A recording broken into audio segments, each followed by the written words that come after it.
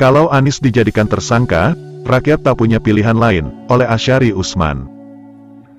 Kemarin, Rabu, tanggal 7 September tahun 2022, Anies Baswedan mendatangi Komisi Pemberantasan Korupsi, KPK. Sendirian, tidak ada pengawal maupun pendamping. Dia diperiksa selama 11 jam. Kalau orang-orang KPK berakal, maka kedatangan Gubernur Jakarta itu dengan tidak membawa siapa-siapa akan mereka pahami sebagai suasana tanpa beban. Tanpa beban berarti keyakinan penuh bahwa dia tahu 100% seluk-beluk Formula E yang dipersoalkan oleh KPK. Yang sekarang punya beban adalah KPK sendiri. Orang-orang di lembaga anti korupsi ini sebetulnya sudah mengerti bahwa Anies tidak punya perkara yang harus ditindaklanjuti. Tidak ada sepeser pun uang negara yang dimakan Anies dalam hal pembayaran fee Formula E. Anies hanya mempercepat pembayaran supaya tidak kena denda. Tapi, mengapa KPK masih mencari-cari kesalahan, bahkan beredar luas spekulasi bahwa Anies akan dijadikan tersangka? Mengapa? Yang jelas, KPK tidak sendirian. Atau lebih tepat, tidak mandiri. Pantas diduga, ada yang menitipkan keinginan. Nah, apa dampak yang akan muncul kalau Anies jadikan tersangka? Pastilah rakyat mayoritas pendukung Anies akan melihat upaya mentersangkakan itu sebagai instruksi dari kelompok oligarki konglomerat hitam. Tidak ada tafsiran lain bagi rakyat. Pemeriksaan Anies oleh KPK murni soal politik.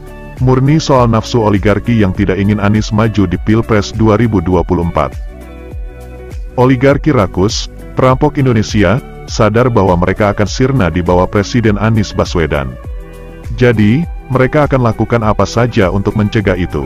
Kalau mau mempersoalkan dugaan korupsi, maka kasus sumber waras, pengadaan bus Transjakarta, jauh lebih mudah untuk diungkap.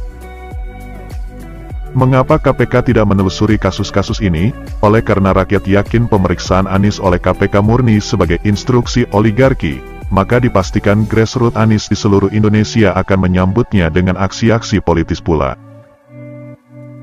Apabila Anies dijadikan tersangka, dapat dipastikan rakyat cerdas dan sehat akal akan turun ke jalan-jalan.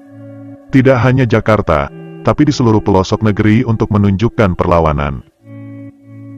Kalau para penguasa ingin memicu pergolakan nasional yang akan berlangsung tanpa jeda, maka jadikanlah Anies tersangka.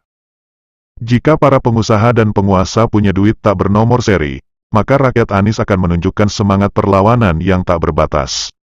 Unlimited. Jangan-jangan tindakan bodoh menjadikan Anies tersangka akan mempercepat pematangan kejatuhan rezim bobrok yang hari ini berbau sangat busuk. Rakyat tidak punya pilihan lain.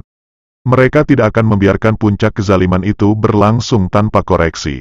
Boleh jadi rakyat sudah lama menunggu alasan yang sangat kuat untuk melancarkan aksi unjuk rasa besar-besaran.